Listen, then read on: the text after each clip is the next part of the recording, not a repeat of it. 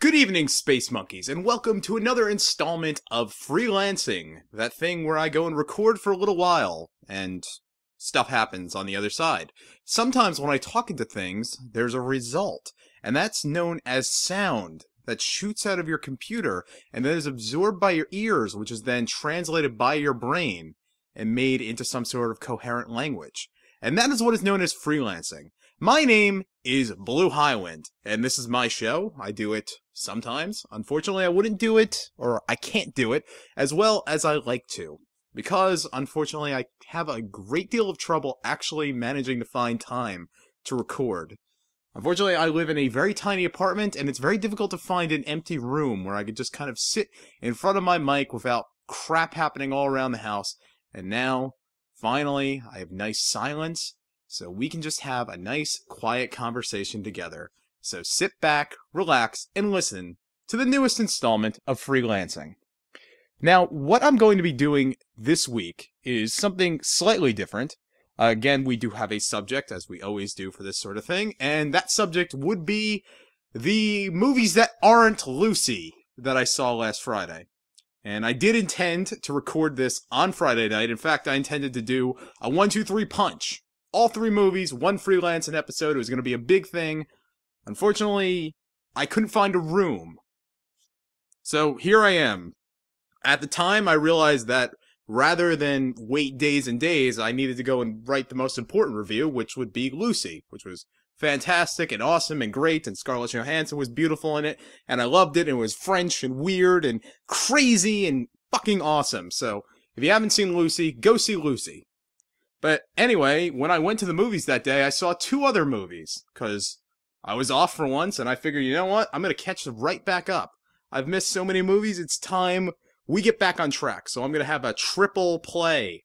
And those movies, the other 2, are Hercules, not The Legend of Hercules, simply Hercules, the one that doesn't star that guy who was one of the minor characters in Twilight. No, this is the one that stars The Rock.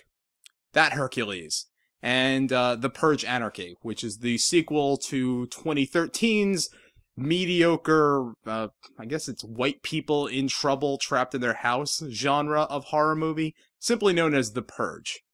But before we talk about those things, those impromptu nonsense reviews, the normal rambling, nonsensical, kind of non-structured form of freelancing, what we're going to do is the news!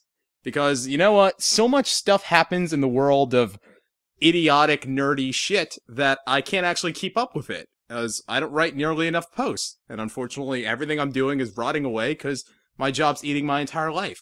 But you don't want to know about my problems, what you want to know is the news.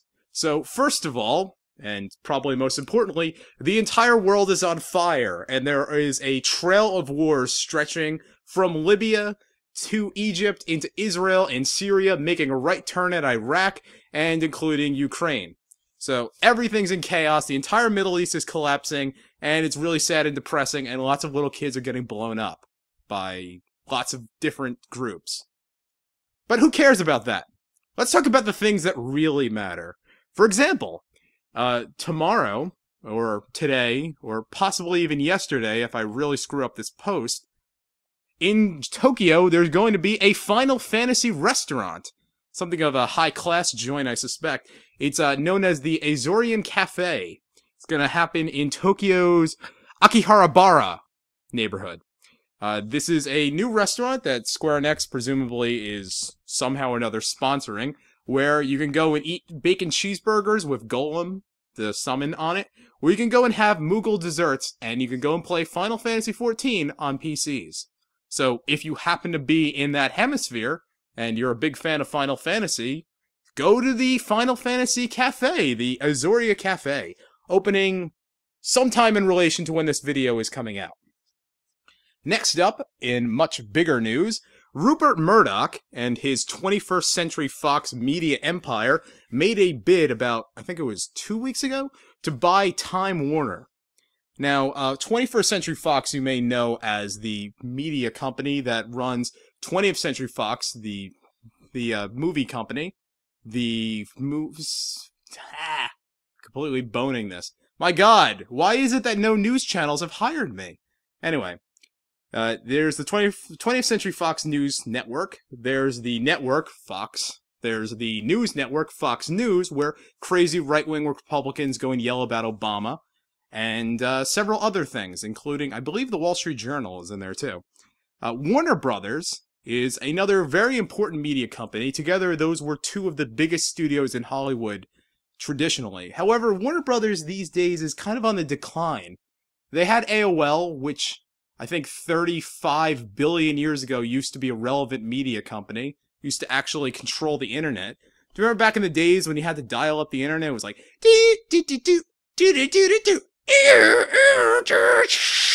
that kind of shit? Yeah, that's AOL. Who cares about them? They also had Time Inc., which was a bunch of magazines. And do you remember those? Those were those weird kind of plasticky papers that had pictures in them that you sometimes would get weekly. And you could see, like, what person was marrying who. I mean, I don't know. Physical media. The whole thing's very creepy. I don't know why people used to do that.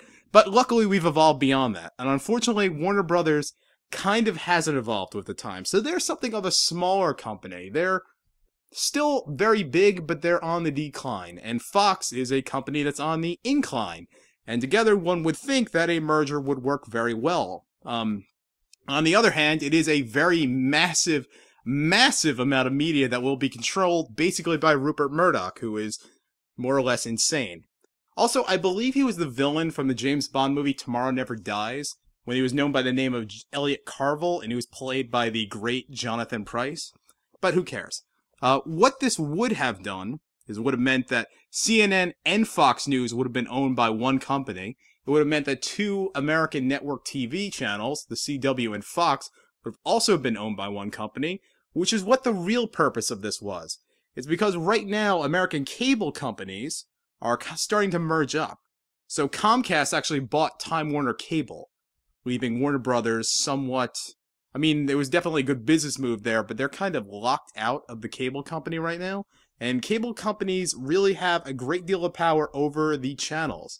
So Fox News and if Fox, without the news, and CW were to merge, it would be a big bluff to the cable networks, cable providers, whatever. Unfortunately, that was refused. Warner Brothers refused the offer, but who knows? Maybe they're just coy about it. This little courtship shall continue. But most interestingly is that if Fox were to buy Warner Brothers, that would mean that one company would own the rights to DC Comics and the film rights to the X-Men. Meaning that Wolverine could not possibly show up in a Marvel movie, but he could possibly be a member of the Justice Friends? Come on. I really want to see a Batman and Wolverine movie. That's all I want to say. That's it. All right. Meanwhile, in the Marvel sector of this sort of nonsense, Thor is going to be a chick for a little while. Actually, I predicted this back all the way in my very first review of Thor 1, which I think was 2011, something like that, when I was completely bored by the movie, and I thought Thor was one of the worst superheroes I've ever seen. And I still think Thor is a terrible, boring superhero. Not to say his actor isn't bad, I mean, they do a good job with him, but he's boring. So they're making him female, which I approve. On the other hand, who cares? It's comics. It'll be done in a year. Nobody cares. In possibly better news, The Last of Us movie has been confirmed. There was some talk of this a few months ago, but now it has a producer, Sam Raimi, who you may not know as the incredible creator of the incredible movie Darkman, because nobody's seen Darkman. He did the Spider-Man movies and Evil Dead. There you go. So, he's going to be the producer, and Naughty Dog producers have actually, well, Naughty Dog directors or video game guys, who knows who they are. Anyway, they're in talks with Maisie Williams, who you may know as the little actress who plays Arya Stark on the great show Game of Thrones, who they want to go and play Ellie, which is basically the one bit of news that has made me at all interested in this project, because I don't think a Last of Us movie is at all necessary. The game itself basically is a movie, just playable. So, I mean, I guess it's for people who haven't played the game, to which I respond, go play the fucking game. Do it. And new from Comic-Con, this just came out yesterday or 2 days ago or 3 days ago, whenever this is posted, the Hobbit 3 trailer. And it's gonna suck. Now, on to my subject. First of all, the first movie I saw that year, that day, was Hercules 2014. Basically what we're going to call it. It's Hercules 2014. What else can you call it? Originally, I think its name was Hercules the Thracian Wars, something along those lines. Apparently it's based on a graphic novel, because apparently there's a graphic novel for everything. Little did you know, this episode of Freelancing is actually based on a Vertigo comic. May not know that. Anyway, this was directed by Brett Ratner, who did the Rush Hour movies and X-Men 3. Yeah. But surprisingly, despite being directed by a grade A hack, this new Hercules movie is pretty good. I was pleasantly surprised by it.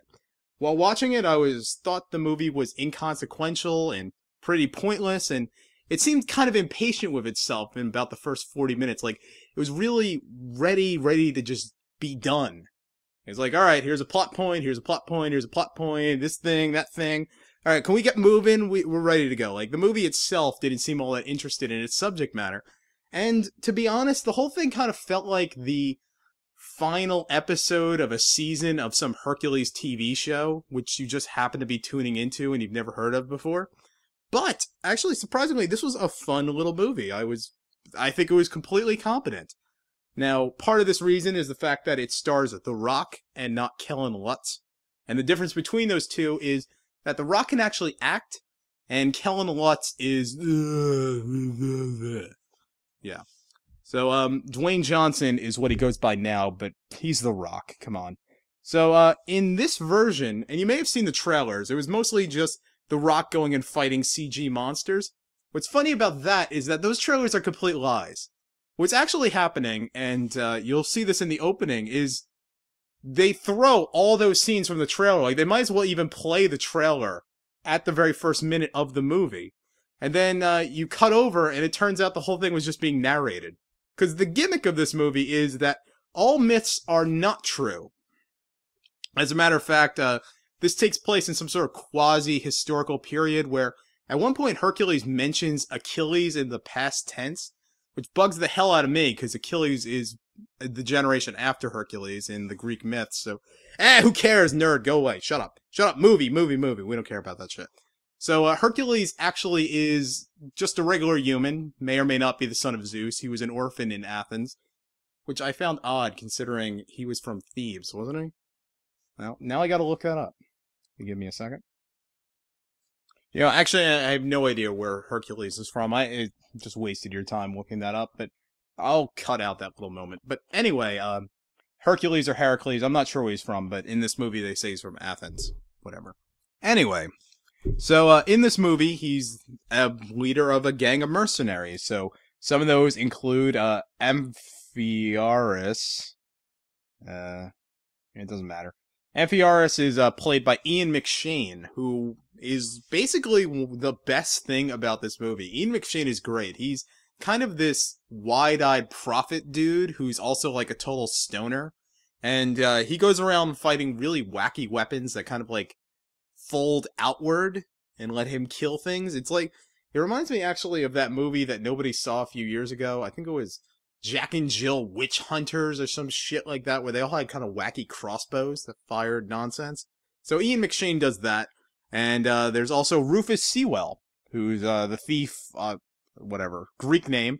Rufus Sewell is also awesome in this. He's this kind of roguish sort of dude. The whole thing's kind of like some sort of D&D campaign that somebody put together, but whatever. He's just kind of cocksure and spends the whole movie just cracking jokes and being generally greedy and evil. It's kind of like, you know, like Ian McShane at one point is rambling about the gods and vision and whatever, and then Rufus Sewell's like, you know, if you're gonna go get stoned, why don't you go and share, man? You know, I liked him. He was always talking about gold. At one point, Hercules was offered his weight in gold if he goes and he fights for some Thracian king. And Rufus Sewell goes and passes him food and is like, eat. Which, Dwayne Johnson weighs, I don't know, 300 pounds, something like that. I think they're okay. There's also some random rabid guy with like half a haircut who was played by nobody I know. And Atlanta, who, yeah, I wasn't expecting to see her in any movies. Atlanta, you may know as one of the Argonauts. She was a chick who runs really fast. She was eventually tricked and forced into marriage because she was fooled by golden apples, this being Greek myths, that sort of thing. Anyway, so Hercules, at the opening of this movie, is his 12 labors basically are all just exaggerations. In reality, he's just kind of really strong. So, like, they kind of set up a moment where he's going to fight a whole bunch of pirates. He walks into scene and he punches a guy so hard, like, he knocks down 4 people. And you think he's doing it alone, but what's actually happening is that all of his gangs are hanging out in areas and just sort of sniping guys. So it looks really impressive, but in actuality, it's more mundane. So in the movie, he's hired by King Jonathan Hurt, who is basically in this movie to be the regal British person, because any fantasy, like, Greek movie needs that elderly British actor to give it that air of sophistication and meaning. Also, Jonathan Hurt is okay in this movie. I mean, he's Jonathan Hurt. He's British, Shakespearean, whatever you want. He plays his role well. He's based, like, British people in Greek movies is kind of Morgan Freeman in crappy sci-fi. They're there to give the movie dignity that it really doesn't deserve. Anyway, Jonathan Hurt is playing Lord Coitus. Yeah, Lord. That's his name. His name is Lord Coitus. And the story they tell Hercules and his merry men is that they are the last bastion in Thebes, stopping this evil king who's named King Dark Monster, dude. So Hercules shows up with his group and has to go and turn these motley men into a powerful army to go and save the world from evil. There's some talk of centaurs, which rather cleverly, I liked how this movie did it, because I feel like somebody in this movie was actually, like, one of the writers or somebody actually, like, bothered to read his history, and, like, nobody really listened to him except for, like, one point, which is where the centaurs actually are just dudes riding horses. So that's where the myth came from, because Thracians, those bandits basically in the north, barbarians as far as the Greeks were concerned, they were riding horses, which back in these great ancient times, horses weren't even, like, large enough for average people to ride. Such a thing hadn't really been invented. Actually, one of the first, like, major military revolutions came a few thousand years ago when somebody discovered that you can go and, like, put horses together and you can make a chariot out of it. And that just insanely revolutionized mobility. And then when somebody's actually to ride on top of horses, that was just bizarre and alien. So it looked like a fusion of man and beast, thus creating the centaur myth. So says a historical theory I read once, which is reflected in this movie. And people laugh about it because, like, they immediately realize, oh, it's just dudes on horses, centaurs, whatever. So, it's pretty fast moving. I mean, the main characters, there's none that really bogs this movie down, which is good, because the fight scenes are basically kind of obsessed with action and stuff. Pretty quick stuff. A few brutal kills here and there. Honestly, I don't remember it too well, as best as I should, but, whatever. But, yeah, there are a few good fight scenes here and there. I really liked kind of the motley crew that was there. Just kind of the whole idea that there's this band of people. And you know what? If this was some kind of shitty fantasy series from, like, the 90s or something, I'd probably watch it every Friday night. You know, I'd be down for that. It seems okay. And this movie was pretty okay. And that's what makes this so hard to review. This is why I'm talking here rather than typing it up. Because that's the kind of review that would take me about 12 goddamn hours to finish, because I have almost nothing to say about this movie. This movie has nothing to say about itself. But it's fun. It's pretty much all there is. Like, there's nothing really to say that much. I mean, Ian McShane is great in this movie, and one of the fun recurring gags is that he thinks he's a prophet, so at one point he decides he's going to die within a week in a place that looks like hell. So, like, over and over again, he'll see, like, fiery arrows coming down from the sky, and he'll stop fighting, and he'll just be like, here's my moment, I'm ready to accept it. And it always like, either the spear will be caught, or all of the arrows will miss. And he's just kind of pissed about it. It's like, this was my moment! I'm supposed to be going to Elysium Fields, or wherever people like him go. the Greek underworld was never all that well defined. Honestly, Hades, you got to make that clearer. You know, if you are out there, if you're listening, please define the underworld just a little better. I would like to know exactly where I'm going towards the end.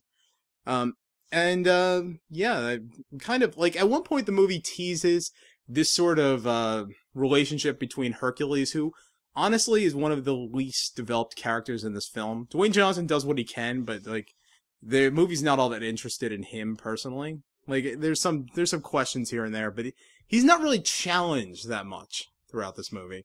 There's some teasing between him and Lord Coitus's daughter that they're gonna get together. Never really goes anywhere. The movie's not all that interested. There's also the question of who killed Hercules' family, which his merry men, they've all seen it, and they all kind of accept it. Like they don't really know what to make of it because they still follow him, but he's been kicked out of Athens for it. And unlike some other Hercules movies, particularly the Disney one, he actually did go and kill Megara. So yeah, what are you gonna do? His family's dead. And this movie doesn't feel like the kind of movie that's led by a man who believes that he murdered his own family, is what I'm trying to say. There's this big moral question there, and it's like completely ignored so that we can just have big fight scenes. The movie doesn't look cheap, unlike The Legend of Hercules, though, oh, wait, let me rewind back. The King of Athens is, oh man, this is a, oh, I don't know. All right, it's Joseph Fiennes, but he's dolled up in this foppish makeup. He looks like a fucking 17th century twit. Like in the movie The Patriot, the guy who was following around Lord Cornwallis. Like he's completely in clown-like makeup, and he's got big curly cues, and I don't know what century he's supposed to be at. Like he's completely like the gayest thing you've ever seen, and I mean like really gayest thing. Like they're really playing up the gay part of this. He could be a Venturi in a Twilight movie. I don't know what was he doing there. Like, that's kind of the thing. It's like little elements like that make no sense at all that you can just kind of laugh at. Like, holy shit, Joseph Fiennes, what are you doing? You know, that's what kind of elevates this movie. So, really, if it's a slow night and you go to Redbox and you're wondering what movie should I rent, pick Hercules 2014. Don't get the Rennie Harlan one, because that one really sucked. This is way better. And, it's charming in its modesty, if that makes any sense. Generally an okay movie. Now let's talk about the other movie I saw, which was Lucy, which kicked ass, and read the review. After that, I went to see The Purge, Anarchy. Now, after seeing Lucy, which basically knocked my socks off, and I think it's going to end up being one of my favorite movies of the year, The Purge, Anarchy doesn't begin to stack up. However, as a movie on its own, I think this was pretty okay. Now, last year there was a movie that came out, it was called The Purge. There's nothing to say about it. I actually bothered renting it like 2 weeks ago, just so I could be like well-versed in the movie before seeing The Purge Anarchy, because when it came out last year, I looked at it and I'm like, I don't want to see this. There's so many like House of Family people getting attacked, white people being attacked, like the shitty Liv Tyler movie, The Strangers, or last year, You're Next. I mean, yeah, that was a much better movie of that same idea. So, The Purge, it like has this incredible sci-fi concept that one night every year, all laws are abandoned. This is what the new founding fathers of the United States have put together. It's one of the wackiest dystopia concepts I've ever heard. So, in the movie, they completely ignored this concept, did nothing with it, and just kind of had white people under attack for a while. And who cares? Nothing to be said. The movie sucked. Uninteresting. However, it was successful enough that they managed to make a sequel. And this seems more like the sequel that they wanted to make, or at least it's the movie that should have been made. Because instead of white people being trapped in a house, it's generally more sympathetic characters. There are a couple really annoying white people thrown in, but we can ignore them. Wandering the streets of some city that is never named, but is LA. It's Los Angeles. It clearly is. So, yeah, here's The Purge Anarchy. So they're trapped at night, and they have to somehow or another find a safe zone, going from door to door, finding friends, being captured here and there, being hounded by super bosses. It's a decent movie, and honestly, I think this would make a very good idea for a video game. Like, while watching this movie, I was really thinking, like, this could be really awesome on my PlayStation 3. Just wandering through the war-torn streets of LA post-apocalypse, fighting various gangs of monsters here and there. And the fact that the movie stars Frank Grillo, who you don't know who that is. I don't know who that is. He's just some guy. I'm trying to think, what was he even in? Oh, you know what? He was one of the bad guys in Captain America 2.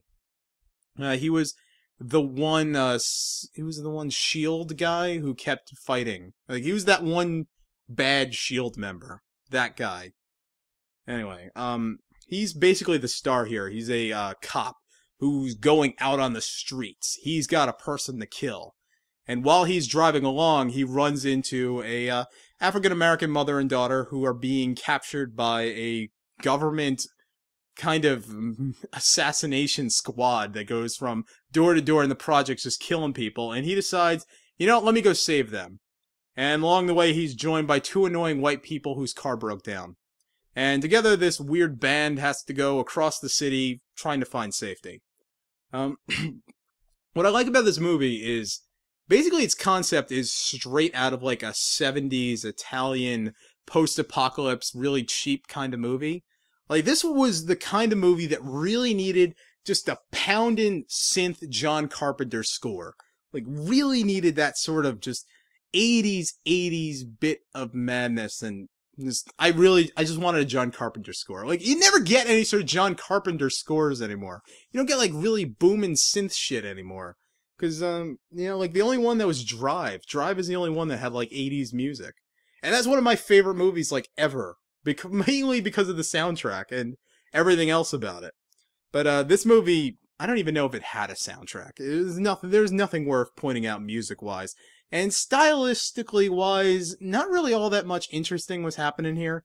There was an interesting band of kind of like these hoodlums. They all had like weird drawings on their masks and whatever, but as it turns out, they're not really important characters. Like, they're not central villains in any way, and they're kind of underused. The leader of the gang, he has a mask, and on it is written the word God. And I don't know what that means. Is he supposed to be God? I don't know. I don't know what that's supposed to be. You know, but it makes it interesting because you kind of like the Purge day kind of turns into this weird mixture of Halloween and everybody getting to throw out their Second Amendment rights and shoot everybody. The thing with this movie is, I think it thinks it's some kind of political commentary. It really isn't. Like, one of the main points is that eventually the Purge is kind of just this way for rich white people to go and kill people. So, really rich white people, like ultra stereotypes of the 1%, they'll kind of hang around in auction halls, and they throw out money so that they can go and shoot people in the safety of their homes. Meanwhile, the real Americans, the really crazy fuckwits, they wander the streets and shoot everybody. It's just free-for-all cowboy stuff on the streets. Which is, like, one of the things I really hated about the first Purge, because, like, you really got the sense that there's just this mayhem outside that you really wanted to see. You didn't care about this stupid goddamn family.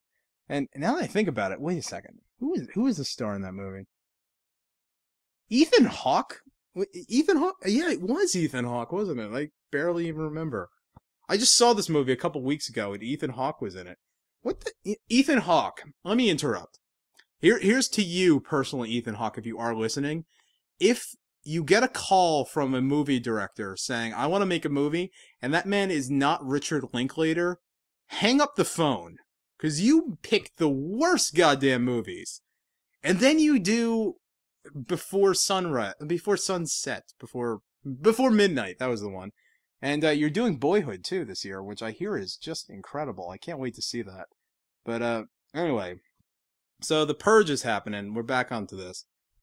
This movie still, I was talking about, rich white people commentary. So, yeah, it's just kind of like how the 1% eats people, I think is what they're trying to say. And it's nonsense. Like, it really, there's no kind of meaning behind any of this. Yeah, it's just like rich people are evil. That's the movie. It's crap. You know, it is. And one thing I wish kind of would have been more clever is it's kind of almost a satire on the Second Amendment, because basically everybody in this movie, everyone hates The Purge, which makes me wonder why it's so popular.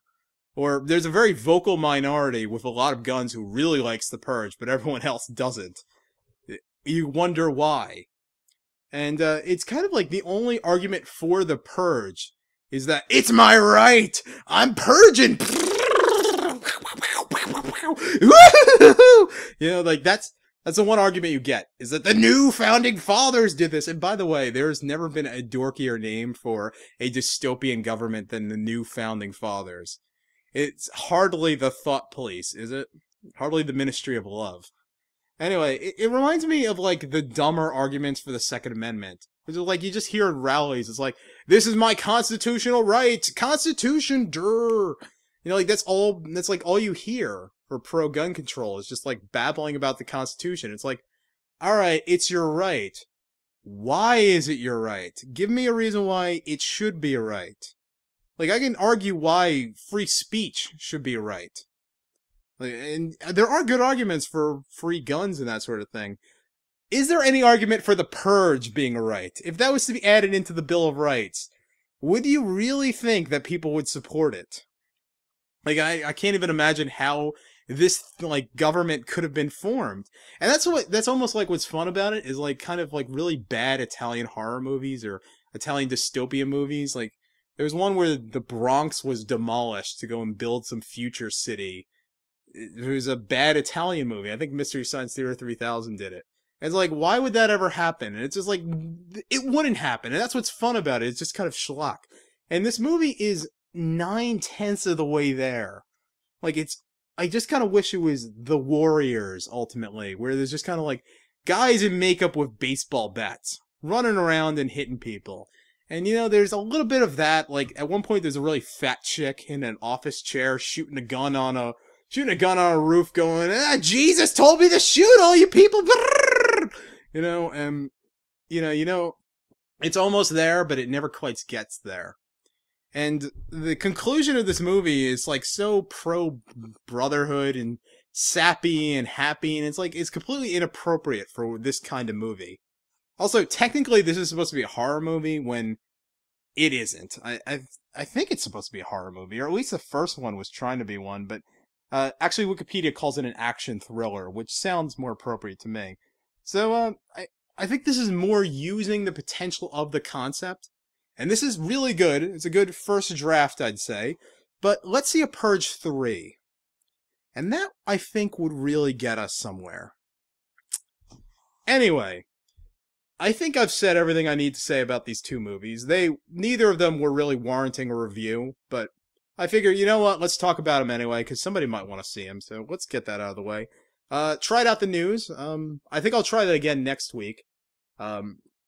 As for what kind of posts are coming up, Boyhood is finally out in a theater somewhere in this state, so I'm going to have to go and track that down and go see that. The other thing that's coming out this Friday is Guardians of the Galaxy! Yay! It's Guardians of the Galaxy! Yay! And, oh, yes. I just finished playing Tomb Raider about, like, yesterday. So, I finished that, and I figured, you know, let's go review that. It was an okay game. There's a lot of issues I have with it, and it's gonna be a lot to write up. Maybe a longer post than normal, but yeah, we'll try to get that done before the end of July, because July was another slow month, and I'm gonna be honest, August is probably gonna be a slow month too. I mean, I'm gonna try to do more of this, because it is way easier to do. I mean, you can get it done in an hour, but yeah. I really do hope that there'll be more posts, and Space Monkeys has been great having you here, as always. I do deeply enjoy your company, and you brighten up my day, and I hope I brighten up yours. So have a good night.